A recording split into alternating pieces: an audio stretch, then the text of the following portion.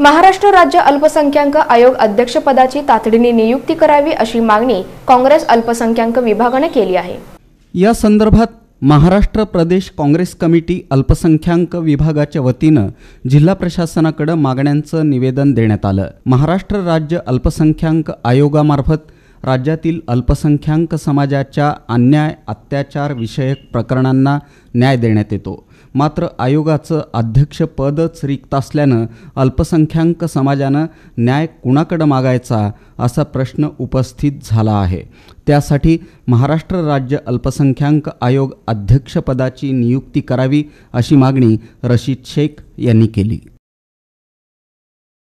अल्पसंख्याक सहनियंत्रण कमिटी सुद्धा आज या सोलापूर जिल्ह्यामध्ये माननीय पालकमंत्री साहेबांचा अधिकार आहे। त्यांनी गेल्या 4 वर्षांमध्ये अल्पसंख्याक सहनियंत्रण कमिटी सुद्धा त्यांनी स्थापन केलेली नाही। तर अल्पसंख्याक समाजाचा कोणी वाली आहे की नाही अशी परिस्थिती आज निर्माण झालेली आहे। केंद्र सरकार राज्य सरकार आज अल्पसंख्याक समाजाचा विकास करतोय असा ढोल वाजवत आहे, परंतु आज अल्पसंख्याक समाजावरती होणारे अन्याय अत्याचार याला थांबवण्यासाठी आम्ही कुणाकडे न्याय मागायचा अशी परिस्थिती निर्माण झालेली आहे।